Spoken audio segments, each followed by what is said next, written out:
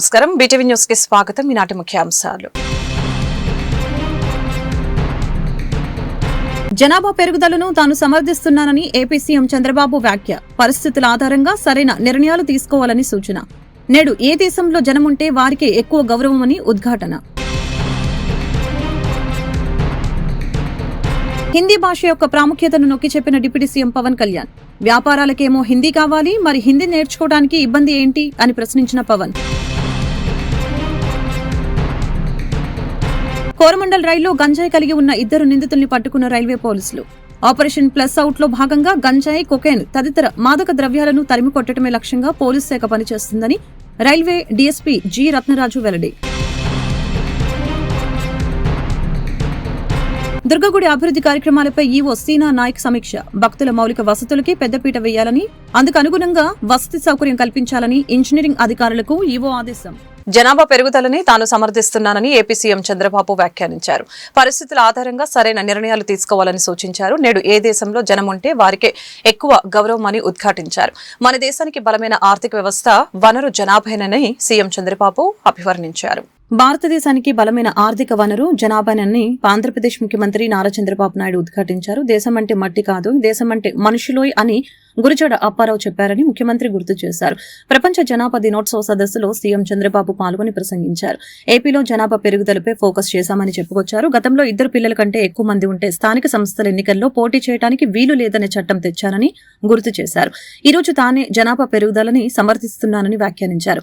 ఒకప్పుడు జనాభా ఎక్కువ ఉన్న దేశాలను చులకనగా చూసేవారని చెప్పుకొచ్చారు సీఎం చంద్రబాబు. జనాభా నియంత్రణ కోసం ఆ రోజు ఫ్యామిలీ ప్లానింగ్ కి ఎక్కువ ప్రోత్సాహాలు ఇచ్చాం.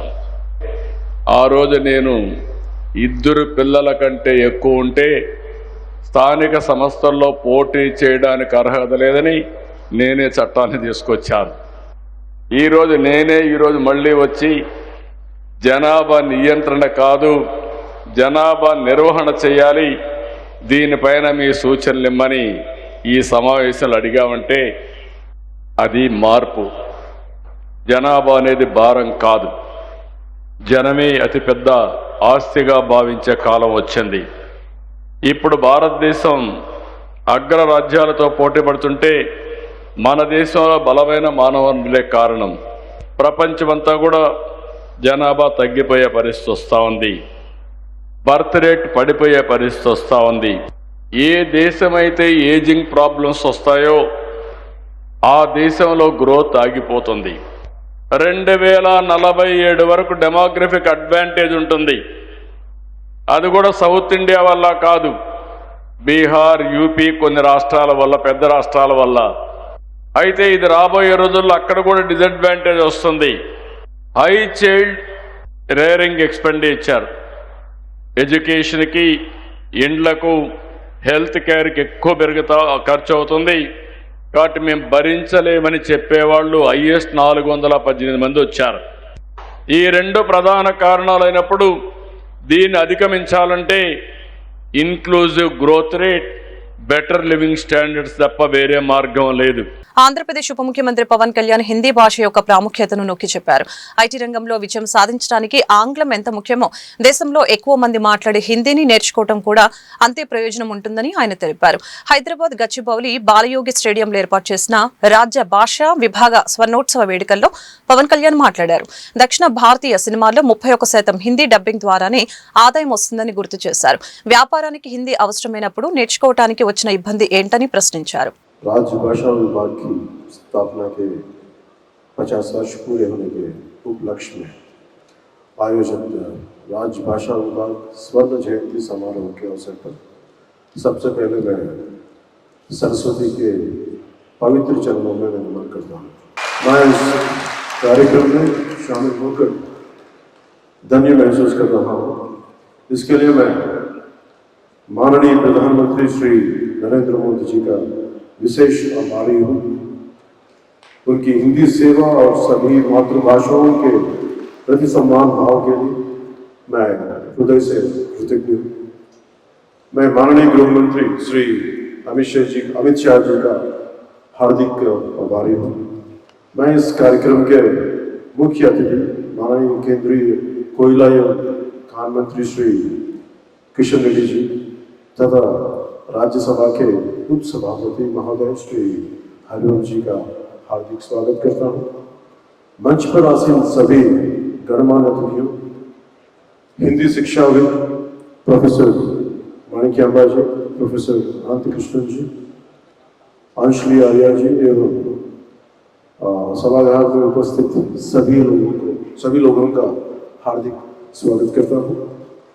मैं आप सभी को राजभाषा विभाग स्वर्ण जयंती समारोह की हृदय से बधाई व शुभकामनाएं देता हूँ। साथ ही मैं पूरे देशवासियों को इस हिंदी दिवस की हार्दिक शुभकामनाएं देता हूँ। हमारा भारत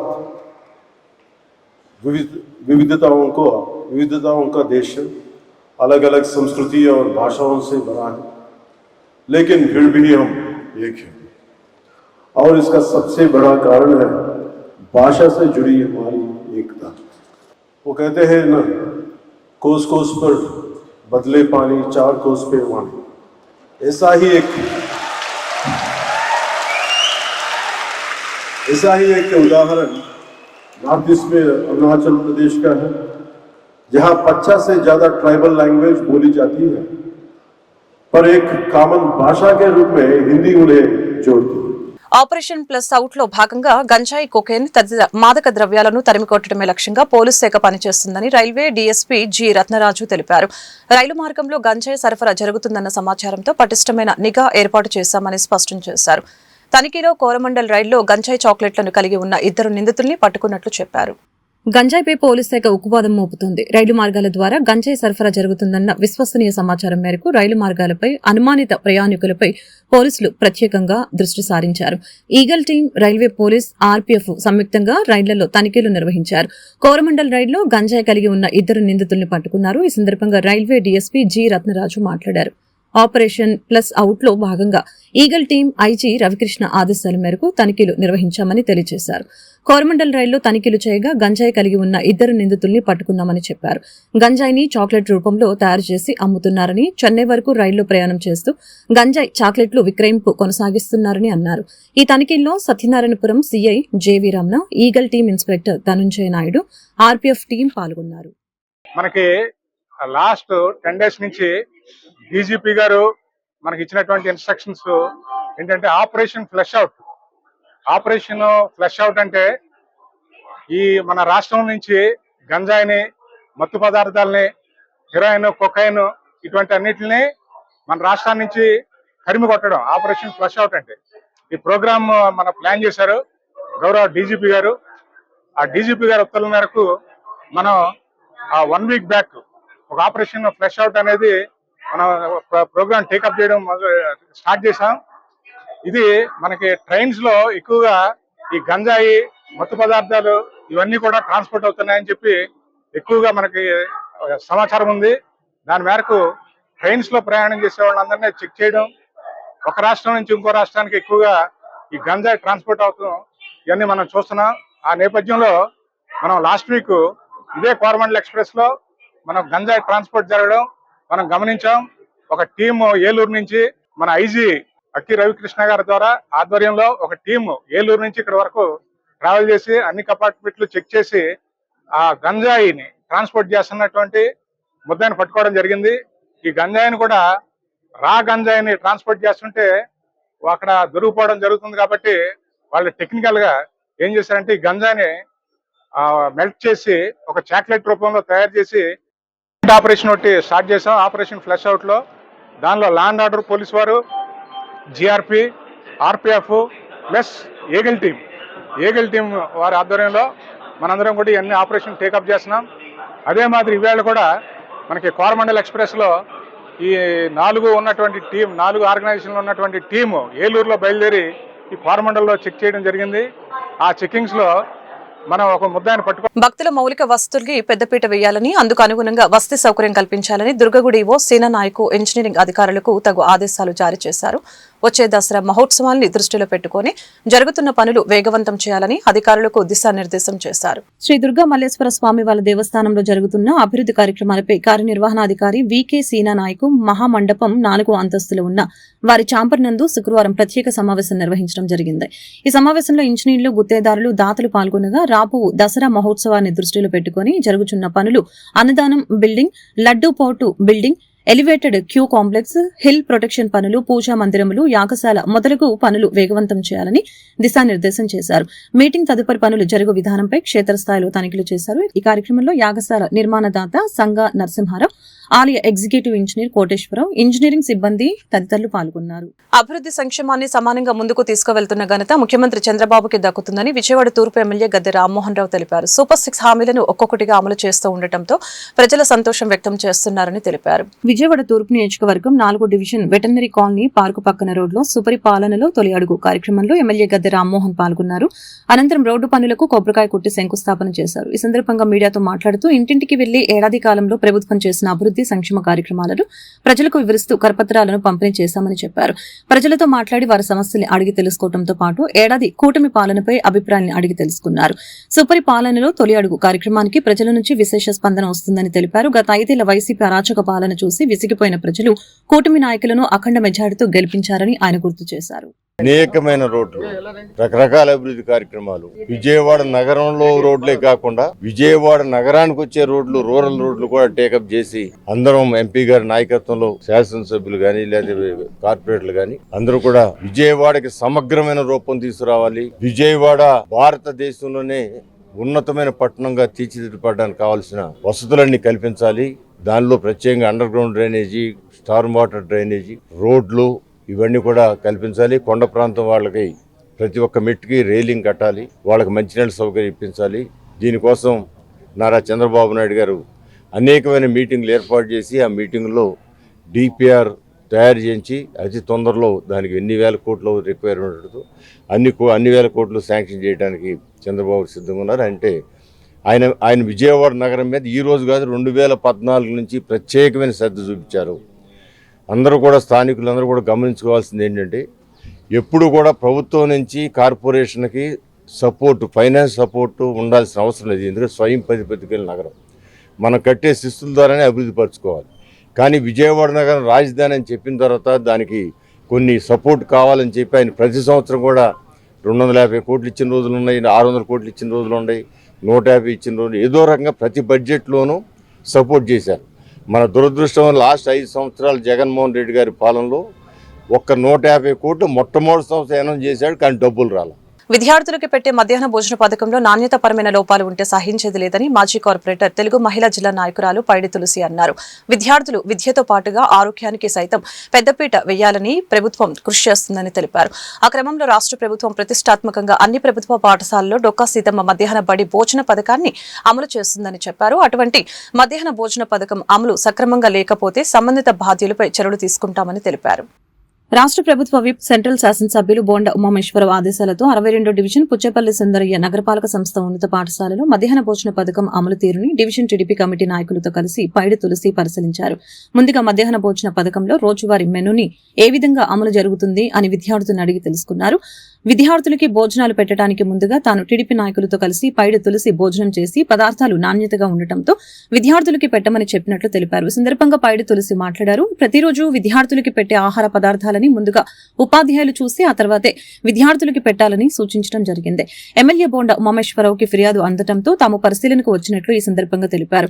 ఇకపై ఆహార పదార్థాలు నాణ్యంగా ఉండాలని వంట ఏజెన్సీలకు, ఉపాధ్యాయులకు తెలియజేసినట్లు వివరించారు.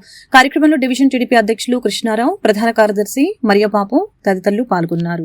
ఈ రోజు సెంట్రల్ నియోజకవర్గం శాసనసభ్యులు బోండా ఉమామేశ్వరరావు గారు ఆదేశాల మేరకు నిన్న ఏదైతే మెగా టీచర్స్ మీటింగ్ లో కొంతమంది పేరెంట్స్ ఇక్కడ రైసు కర్రీ బాగోలేదని చెప్పడం జరిగింది.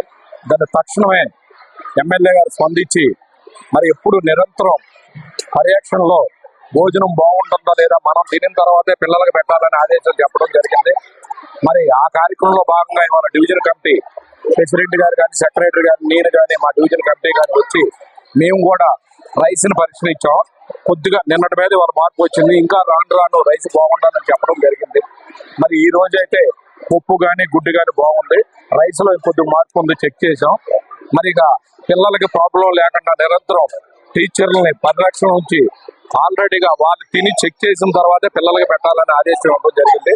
మరి ఇంత మంచి కార్యక్రమాన్ని మాకు అవకాశం ఇచ్చినందుకు ఈ డివిజన్ కమిటీ తరఫున, ఈ పిల్లల తరఫున పేరున హృదయపూర్వక నమస్కారాలు తెలియజేసుకుంటూ నాకు ఈ అవకాశం ఇచ్చినందుకు ధన్యవాదాలు. అఖిల భారత విద్యార్థి పరిషత్ ఏబీవీపీ కార్యకర్తకి దేశమే ప్రథమమని, దేశ నిర్మాణం కోసం ఏబీవీపీ కార్యకర్తలు పనిచేస్తారని అఖిల భారత విద్యార్థి పరిషత్ కార్యదర్శి శ్రావణ్ బి రాజ్ తెలిపారు. సాంఘిక రాజకీయ అధికార యంత్రాంగం ఇలా ప్రతి రంగంలోనూ ఏబీవీపీ కార్యకర్తలు అన్ని హోదాల్లో ఉన్నారని చెప్పారు.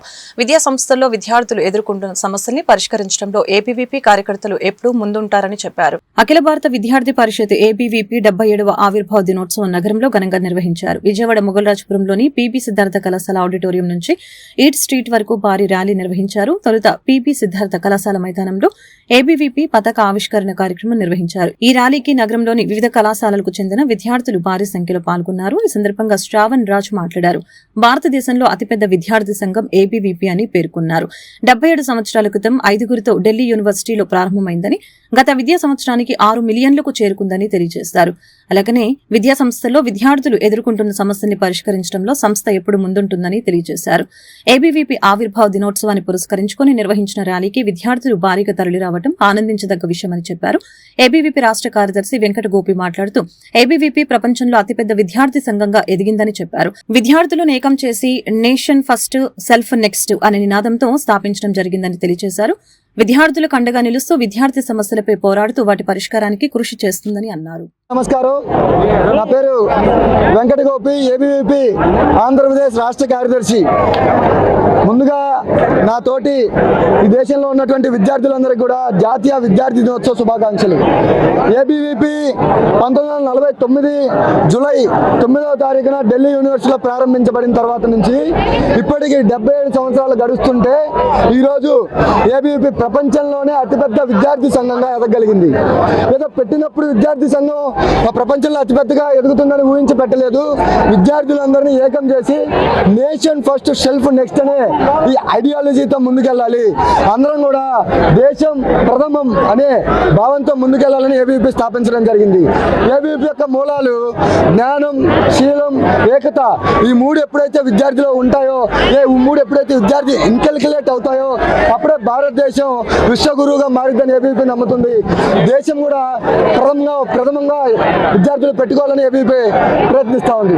ఈరోజు 77వ ఆవిర్భావ దినోత్సవం సందర్భంగా ముఖ్య అతిథిగా ఏబీవీపీ జాతీయ కార్యదర్శి అయినటువంటి శ్రీ శ్రావణ్ బిరాజ్ గారు ఈ విజయవాడలో సిద్ధార్థ కాలేజ్ నుంచి బందర్ రోడ్లో ఉన్నటువంటి ఈట్ స్ట్రీట్ వరకు జరిగేటువంటి ఈ యొక్క విద్యార్థి ర్యాలీలో ముఖ్య అతిథిగా పాల్గొనడం జరుగుతూ ఉంది. దీంట్లో నగరంలోని వివిధ కళాశాలలకు చెందినటువంటి విద్యార్థులందరూ కూడా భాగస్వాములు అవుతున్నారు. ఈ ర్యాలీని జయప్రదం చేయాల్సిందిగా కోరుతా ఉన్నాం. భారత్ మాత. బీసీ హక్కుల సాధనకే జూలై 20న చలో ఢిల్లీ కార్యక్రమాన్ని నిర్వహిస్తున్నామని బీసీ సంక్షేమ సంఘం జాతీయ అధ్యక్షులు డాక్టర్ లగుడు గోవిందరావు తెలిపారు. ఈ మేరకు ఆయన గాంధీనగర్ లో విలేకరుల సమావేశం జరిపారు. ఈ సందర్భంగా ఆయన మాట్లాడుతూ దేశంలో 50% పైబడి ఉన్నటువంటి బీసీ సామాజిక వర్గానికి దశాబ్దాలుగా అన్యాయం జరుగుతూనే ఉందని చెప్పారు. బీసీ సామాజిక వర్గానికి జనాభా ప్రాతిపదికన సామాజిక, ఆర్థిక విభిన్న రంగాల్లో జనాభా దామాషా ప్రకారం అన్ని రంగాల్లో కూడా పూర్తిగా అన్యాయం జరుగుతుందని, ఈ నేపథ్యంలో జూలై 21వ తేదీ ఢిల్లీ వేదికగా జరగబోయే పార్లమెంట్ సమావేశాల్లో బీసీ సామాజిక వర్గానికి జనగణనతో పాటు కుల గణనను కూడా చేపట్టాలని డిమాండ్ చేశారు. బీసీ సామాజిక వర్గానికి చట్టసభల్లో 50% రిజర్వేషన్ కల్పించాలని, కేంద్రంలో బీసీలకు ప్రత్యేక బీసీ మంత్రిత్వ శాఖను ఏర్పాటు చేయాలని, బీసీలపై జరుగుతున్న దాడుల నేపథ్యంలో బీసీ రక్షణ చట్టం ఏర్పాటు చేయాలని అన్నారు. అందరికీ నమస్కారం. డాక్టర్ లగుడు గోవిందరావు, జాతీయ అధ్యక్షులు, బీసీ సంక్షేమ సంఘం. జాతీయ బీసీ సంక్షేమ సంఘం ఆధ్వర్యంలో నేడు విజయవాడ ప్రెస్ క్లబ్ వేదికగా బీసీ సమస్యలను పరిష్కరించాలని, బీసీ డిమాండ్లను వెంటనే అమలు చేయాలని, ముఖ్యంగా దేశవ్యాప్తంగా జనగణనతో పాటు కులగణన కూడా కేంద్ర ప్రభుత్వం చేపట్టాలని, బీసీలకు చట్టసభల్లో 50% రిజర్వేషన్ కూడా ఏర్పాటు చేయాలని, కేంద్రంలో బీసీ సామాజిక వర్గానికి ప్రత్యేక బీసీ మంత్రిత్వ శాఖ కూడా ఏర్పాటు చేయాలని, మరి అదేవిధంగా జనాభా తామాస ప్రకారం ఆర్థిక సామాజిక విభిన్న రంగాల్లో బీసీ సామాజిక వర్గానికి కేంద్ర ప్రభుత్వం తగిన ప్రాధాన్యత కల్పించాలని, బీసీ సామాజిక వర్గం చెందినటువంటి రైతులకు 100% సబ్సిడీతో కూడినటువంటి రుణాలు కూడా కల్పించాలని, బీసీ ఉద్యోగులకు ప్రమోషన్లో ప్రాధాన్యత ఇవ్వాలని చెప్పేసి కూడా మరి విద్యార్థులను కూడా స్కాలర్షిప్లు కూడా పెద్ద ఎత్తున పెంచాలని, మరి అదేవిధంగా బీసీ నిరుద్యోగులకు ఉపాధి ఉద్యోగ అవకాశాలు కల్పించాలని తదితర 20 డిమాండ్లతో కూడినటువంటి ప్రధాన లక్ష్యంతో చలో ఢిల్లీ కార్యక్రమాన్ని చేపట్టడం జరుగుతుంది. కేబుల్ ఆపరేటర్ వ్యవస్థని కనుమరుగు చేసే ప్రయత్నం జరుగుతుందని, బ్రాడ్కాస్ట్ వ్యవస్థ వలన కేబుల్ వ్యవస్థకు నష్టం జరుగుతుందని కేబుల్ ఆపరేటర్స్ ఫెడరేషన్ అధ్యక్షులు Bandaru Krishna, multi services TV ఆపరేటర్ల సంక్షేమ సంఘం అధ్యక్షులు కె రామకృష్ణారెడ్డి, ఏపీసీఓ జేఏసీ మిరియాల శ్రీరాములు ఆవేదన వ్యక్తం చేశారు. ఎంఎస్ఓ కేబుల్ ఆపరేటర్ల రౌండ్ టేబుల్ సమావేశంలో అత్యధికంగా రేట్లు పెంచే బ్రాడ్కాస్టర్ల ఛానల్స్ ని నిలుపుదల చేయాలని తీర్మానించామని వెల్లడించారు. పే ఛానల్స్ నుంచి కేబుల్ వ్యవస్థను కాపాడాలంటూ రాష్ట్రంలో ఉన్న 3 ప్రధాన ఆపరేటర్ల సంఘాల ప్రతినిధులు మీడియా సమావేశం గాంధీనగర్లోని ప్రెస్ క్లబ్లో నిర్వహించడం జరిగింది.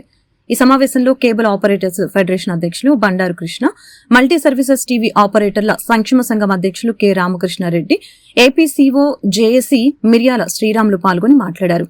పే ఛానల్స్ వలన ప్రజలపై అధిక భారం పడుతుందని చెప్పారు. బ్రాడ్కాస్టర్లు కేబుల్ ఆపరేటర్ వ్యవస్థని కనుమరుగు చేసే ప్రయత్నం చేస్తున్నాయని చెప్పారు.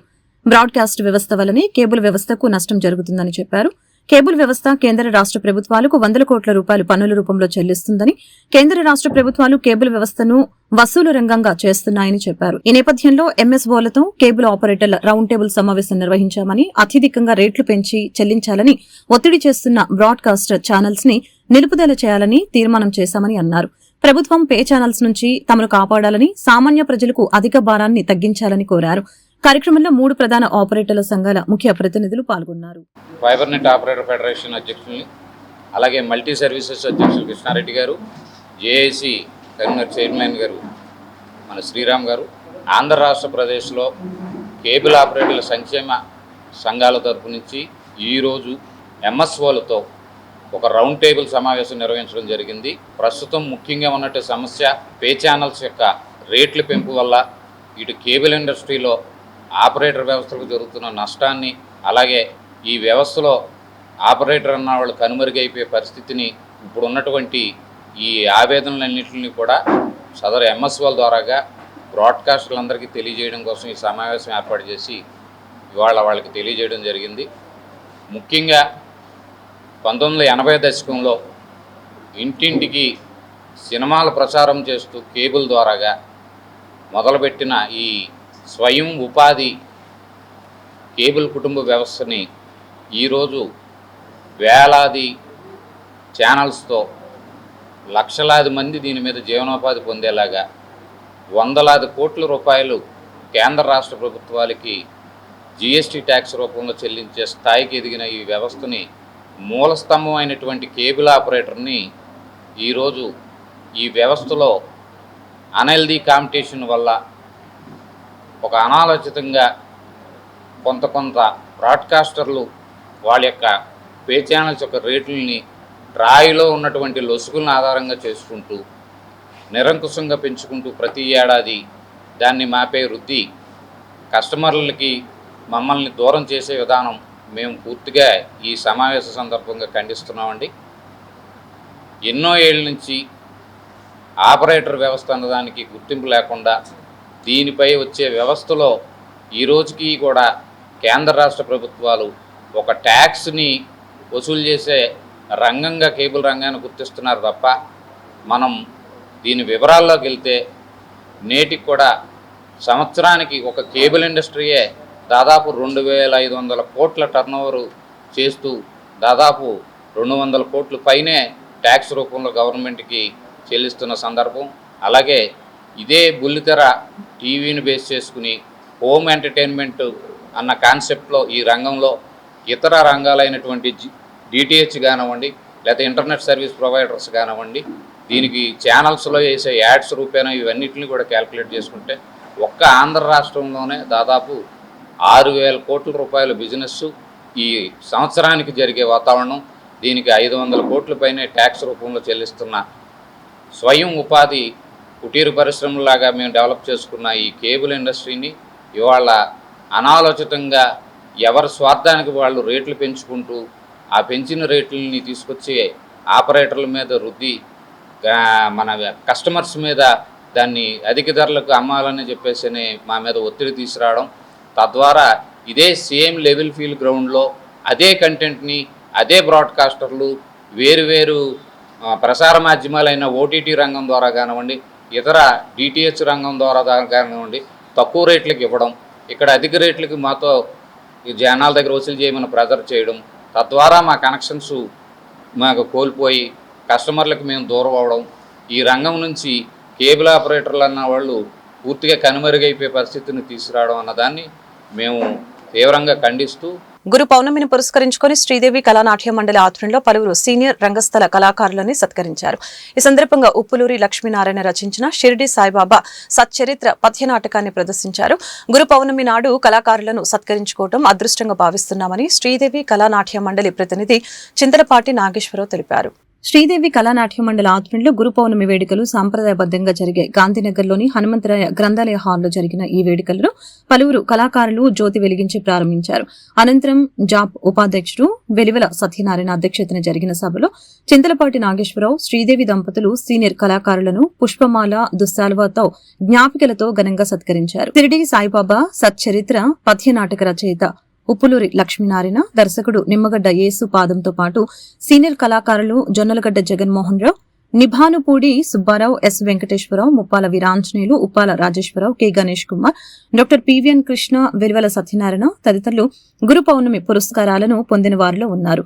అనంతరం కార్యక్రమ నిర్వాహకుడు చింతలపాటి నాగేశ్వరరావు శ్రీదేవి దంపతులను కళాకారులంతా కలిసి ఘనంగా సత్కరించారు. సభాధ్యక్షులు వెలివెల సత్యనారాయణ మాట్లాడుతూ గురు పౌర్ణమి నాడు నాగేశ్వరరావు దంపతులు కళాకారులను సత్కరించుకోవడం ముదావాహమని చెప్పారు.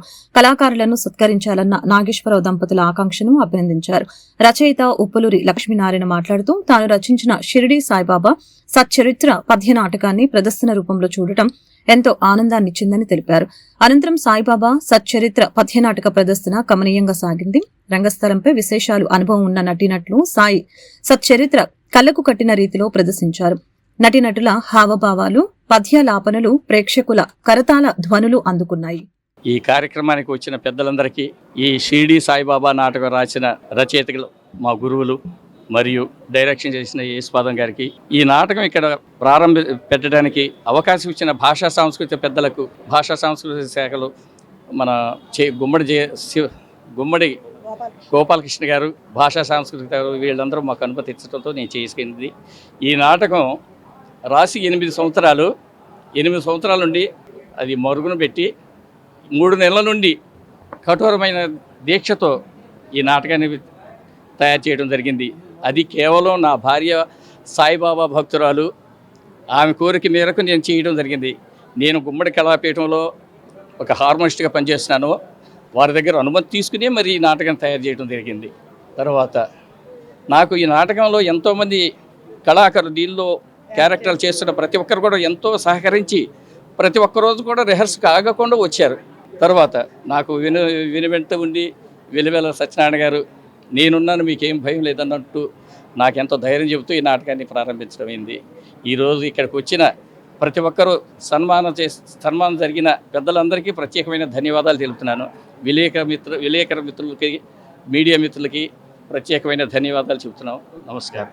వార్తలు ముగించే ముందు ముఖ్యాంశాలు మరొకసారి. జనాభా పెరుగుదలను తాను సమర్థిస్తున్నానని ఏపీ సీఎం చంద్రబాబు వ్యాఖ్య. పరిస్థితుల ఆధారంగా సరైన నిర్ణయాలు తీసుకోవాలని సూచన. నేడు ఏ దేశంలో జనముంటే వారికే ఎక్కువ గౌరవమని ఉద్ఘాటన. హిందీ భాష యొక్క ప్రాముఖ్యతను నొక్కి చెప్పిన డిప్యూటీ సీఎం పవన్ కళ్యాణ్. వ్యాపారాలకేమో హిందీ కావాలి, మరి హిందీ నేర్చుకోవడానికి ఇబ్బంది ఏంటి అని ప్రశ్నించిన పవన్. కోరమండల్ రైల్లో గంజాయి కలిగి ఉన్న 2 నిందితుల్ని పట్టుకున్న రైల్వే పోలీసులు. ఆపరేషన్ ప్లస్ అవుట్ లో భాగంగా గంజాయి, కొకైన్ తదితర మాదక ద్రవ్యాలను తరిమి కొట్టడమే లక్ష్యంగా పోలీసు శాఖ పనిచేస్తుందని రైల్వే డీఎస్పీ జి రత్నరాజు వెల్లడి. దుర్గగుడి అభివృద్ధి కార్యక్రమాలపై ఈవో సీనా నాయక్ సమీక్ష. భక్తుల మౌలిక వసతులకి పెద్దపీట వేయాలని, అందుకు అనుగుణంగా వసతి సౌకర్యం కల్పించాలని ఇంజనీరింగ్ అధికారులకు ఈవో ఆదేశం. ఈ వార్తలు ఇంతటితో సమాప్తం. మరొక బులెటిన్లో మళ్ళీ కలుద్దాం. నమస్కారం.